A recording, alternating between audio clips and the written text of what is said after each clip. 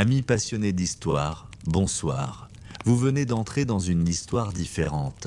Pas de ces récits grandiloquents remplis de batailles épiques ou d'empires flamboyants. Non, ce soir, nous empruntons un chemin moins fréquenté. Nous allons regarder au-delà des grandes dates, au-delà des événements marquants, pour découvrir le rythme paisible mais exigeant des vies ordinaires.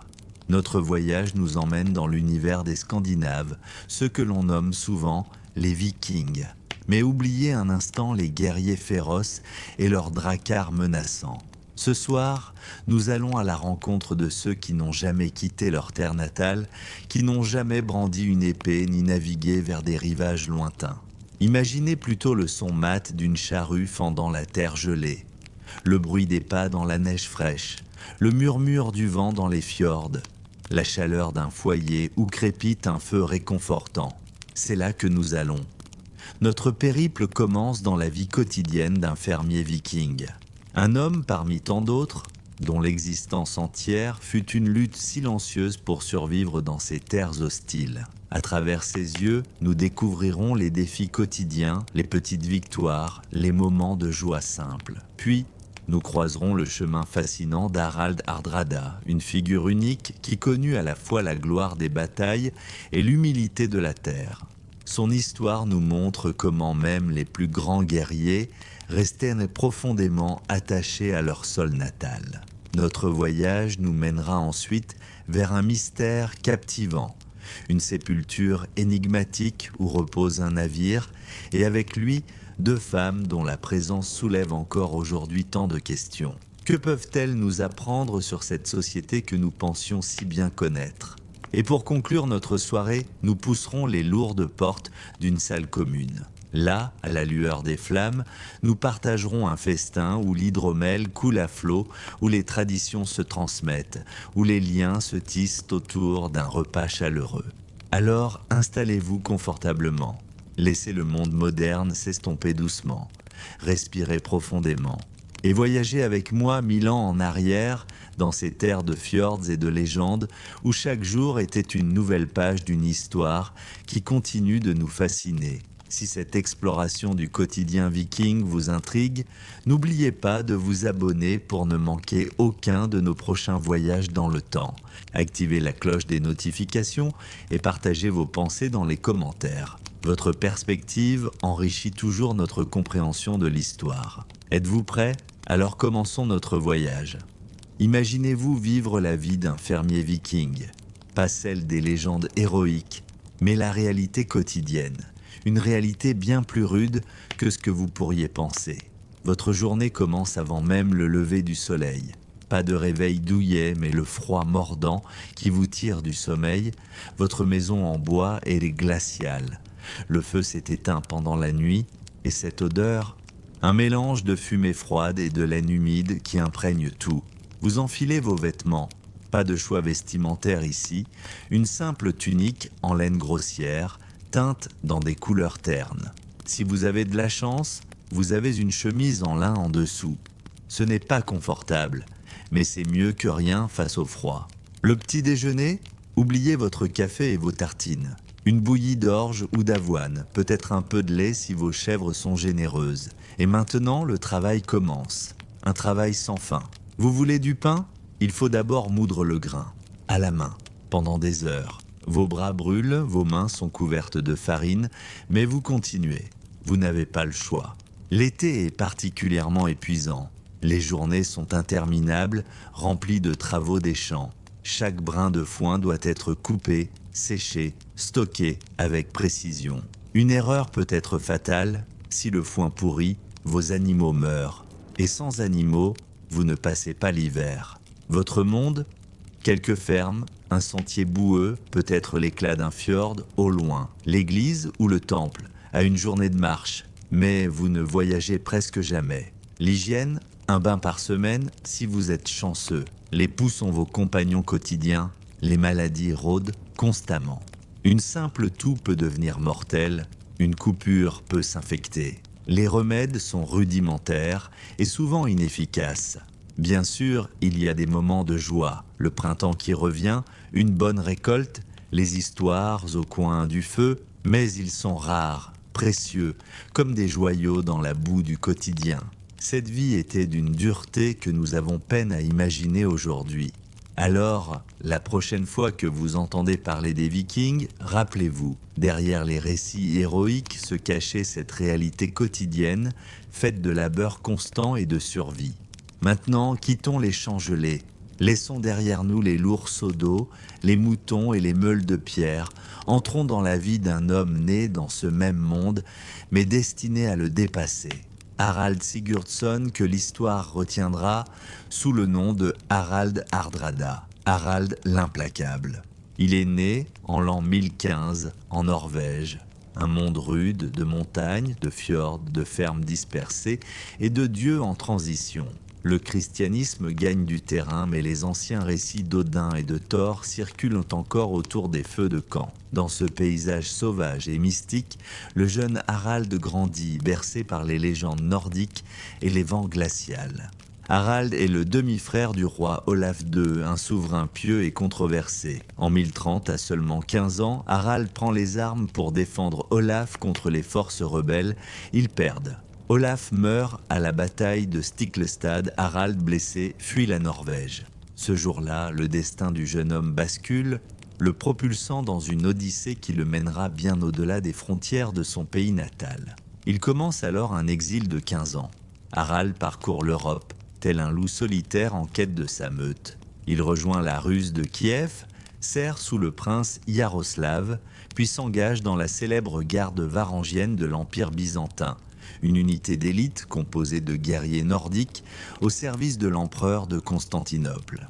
Dans ces terres lointaines, Harald forge sa légende loin des fjords de son enfance. Là, il ne laboure plus la terre. Il assiste à des sièges, à des conspirations, à des intrigues de palais. Il combat en Sicile, en Bulgarie, au Moyen-Orient. On raconte qu'il est devenu immensément riche, accumulant or, bijoux et prestige. Mais il reste un étranger, un homme du Nord au cœur d'un empire oriental. Ses yeux bleus, témoins de tant de batailles, gardent toujours une lueur de nostalgie pour les terres de ses ancêtres. Quand il revient enfin en Norvège, vers 1045, c'est un autre homme, un vétéran, un chef, un survivant. Son corps porte les cicatrices de 1000 combats, son esprit est aiguisé par les intrigues de cour. Harald n'est plus le jeune homme qui a fui sa patrie, mais un guerrier aguerri, prêt à réclamer son dû. Il corrègne d'abord avec Magnus le Bon, puis devient seul roi de Norvège en 1047. Son règne est marqué par une volonté farouche de centraliser le pouvoir, d'unifier le pays, de réprimer les seigneurs locaux. Harald gouverne d'une main de fer, forgée dans les feux de Byzance et trempée dans le sang de ses ennemis. Mais Harald est un homme d'ambition et de mémoire. La couronne d'Angleterre l'obsède. Elle lui a été promise, dit-il, par un ancien pacte entre rois. Et quand le trône devient vacant après la mort d'Édouard le Confesseur, Harald agit. Comme un loup affamé, flairant sa proie, il tourne son regard vers les côtes anglaises. En 1066, à plus de 50 ans, il lance une invasion. Il débarque dans le nord de l'Angleterre avec des milliers d'hommes. Il remporte une victoire à Fulford, mais son triomphe est de courte durée. L'ivresse de la victoire laisse rapidement place à l'amertume de la défaite. Quelques jours plus tard, à la bataille de Stamford Bridge, il est pris par surprise par les forces du roi anglo-saxon Harold Godwinson. Harald combat bravement, dit-on, torse nu, chantant des vers de guerre. Dans ce dernier acte de sa vie, il incarne l'essence même du guerrier viking, féroce et poétique jusqu'à son dernier souffle. Mais il meurt, une flèche dans la gorge, son armée est écrasée, c'est la fin de l'ère viking, diront certains. Le dernier roi viking meurt sur un champ anglais, loin de ses montagnes.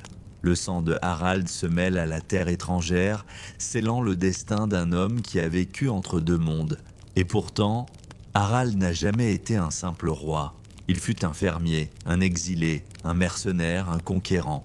Sa vie résume l'arc entier du monde viking. Du foyer au fjord, de la ferme à la guerre, de la Scandinavie à Constantinople. Dans chaque rôle, il a laissé une empreinte indélébile comme un tatouage sur la peau de l'histoire. Il était rude, dur, parfois cruel, mais aussi cultivé. On lui attribue des poèmes, des sagas. Il aimait la musique, la rime, le récit. Harald était un paradoxe vivant, un guerrier qui maniait l'épée avec autant d'habileté que la plume. Un homme à la fois d'épée et de mémoire. Harald Hardrada, le dernier grand roi viking, a traversé l'histoire comme une comète, brillante et éphémère.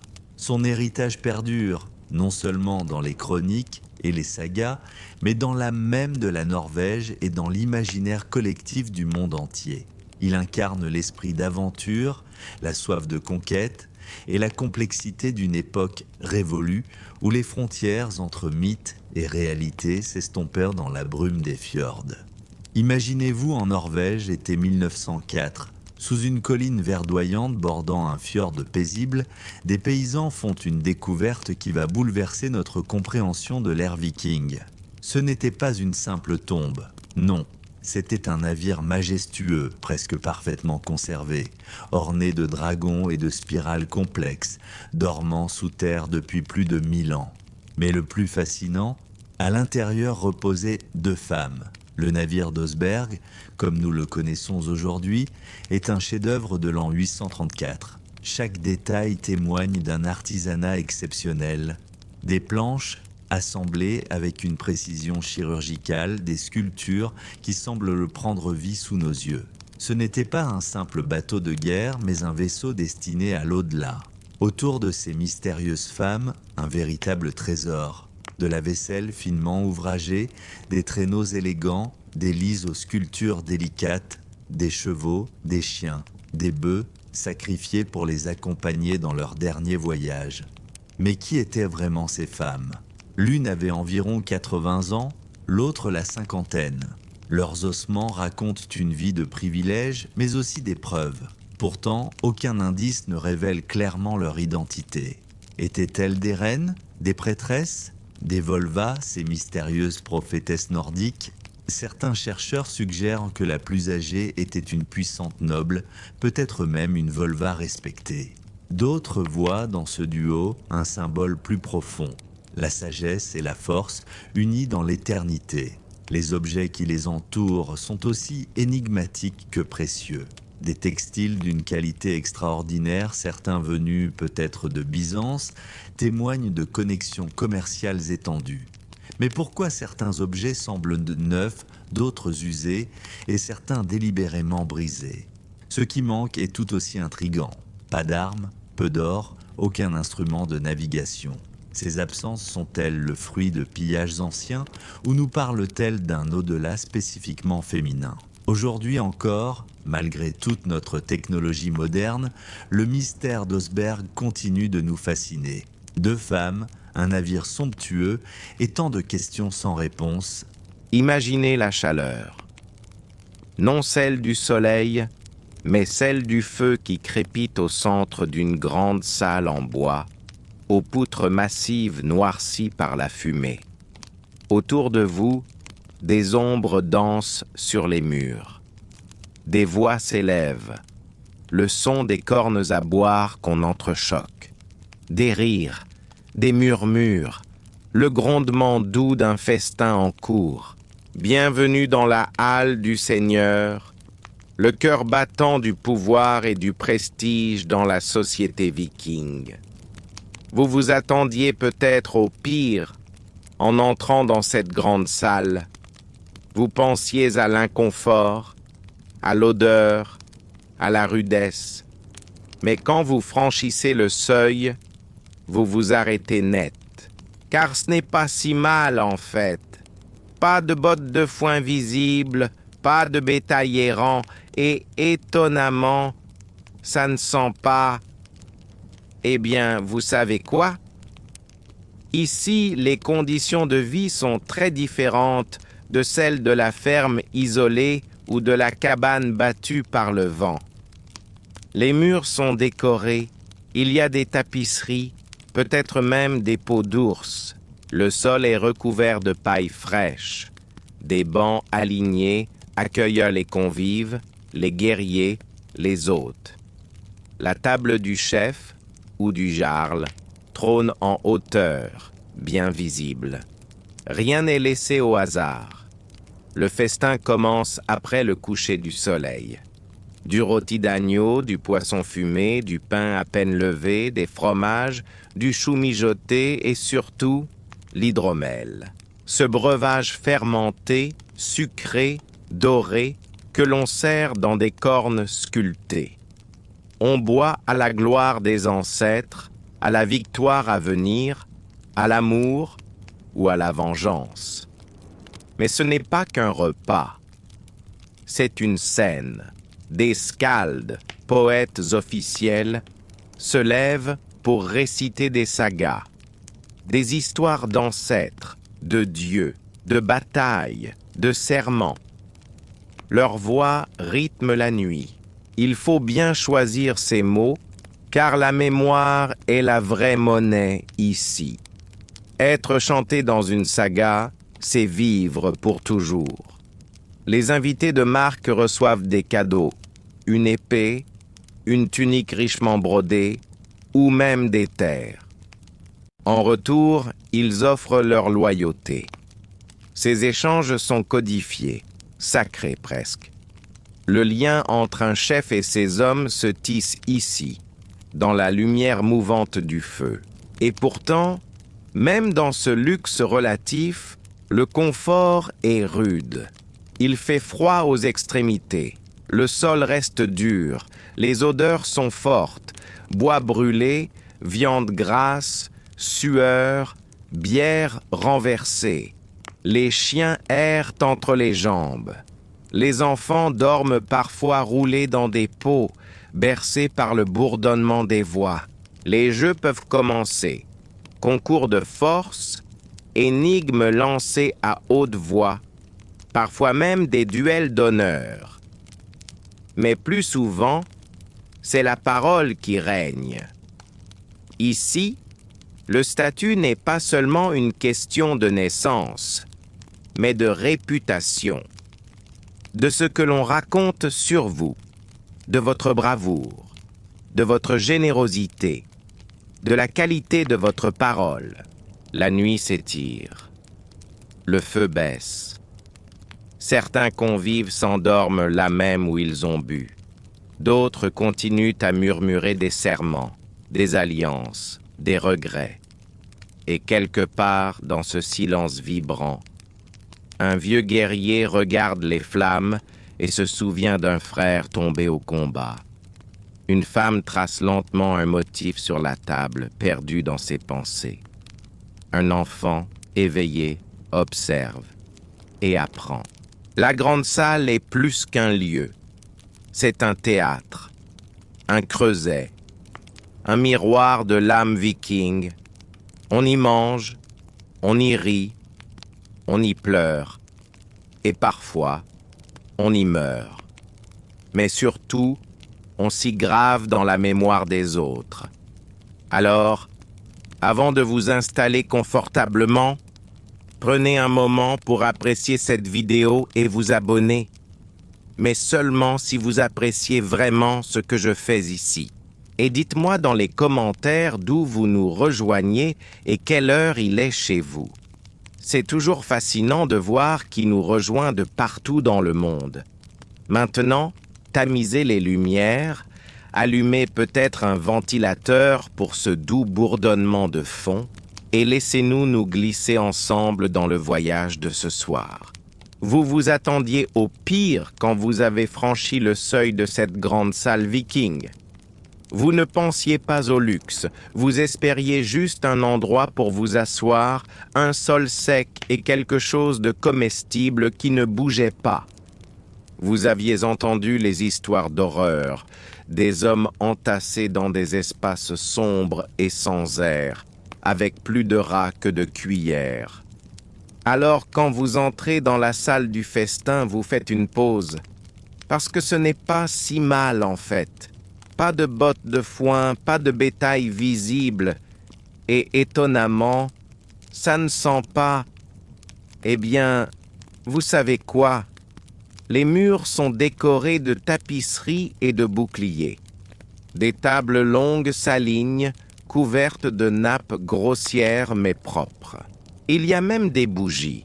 Certes, ce n'est pas le grand luxe, mais c'est décent, presque accueillant. Vous vous asseyez sur un banc de bois, surpris par sa solidité. Un serviteur passe, distribuant des bols en bois et des cuillères en métal. Pas de fourchette, bien sûr.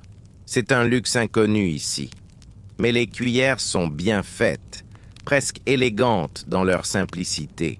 Le repas commence. C'est simple mais nourrissant. Du pain noir, dense et savoureux. Une soupe épaisse aux légumes, fumante et réconfortante. Du poisson séché, salé mais pas désagréable.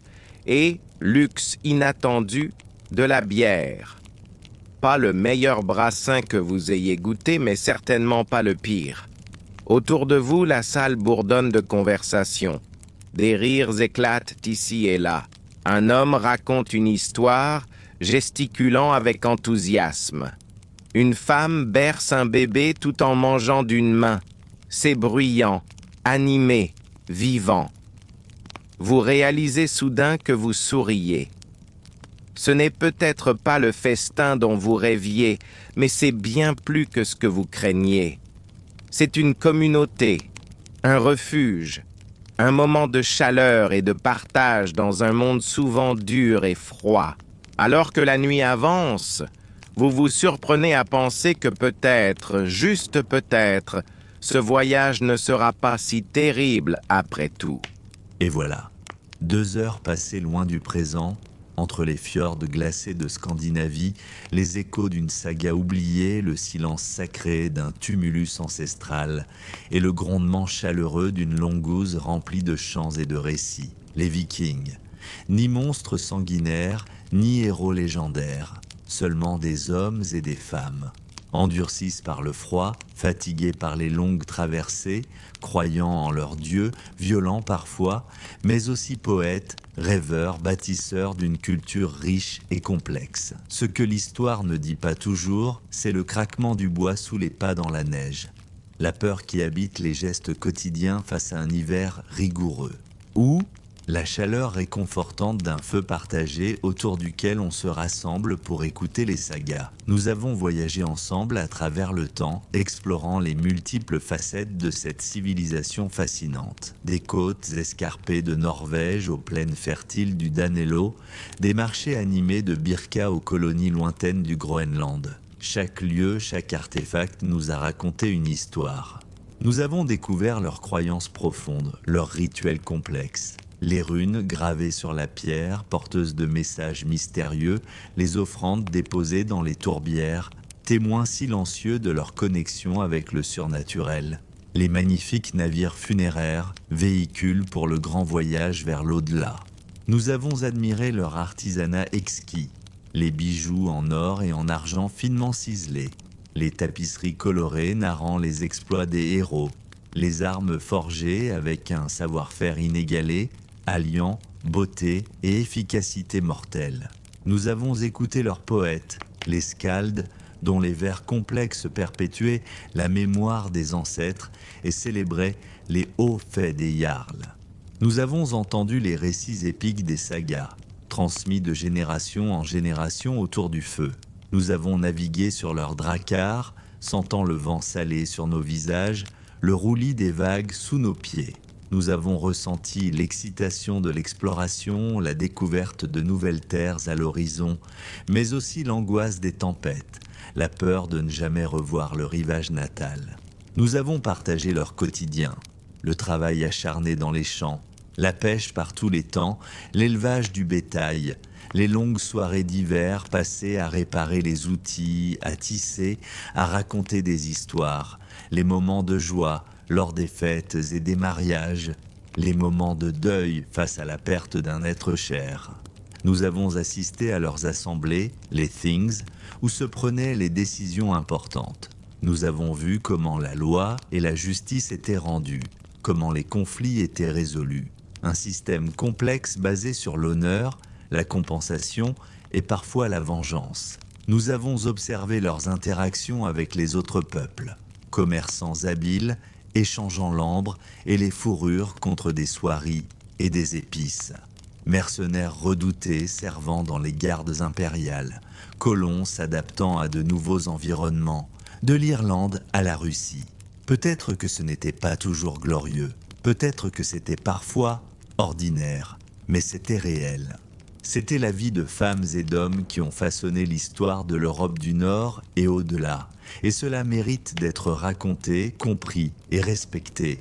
Leur héritage perdure dans les langues que nous parlons, dans les noms de lieux que nous utilisons, dans certaines de nos traditions, mais aussi dans notre fascination continue pour leur culture, leur art, leur mythologie.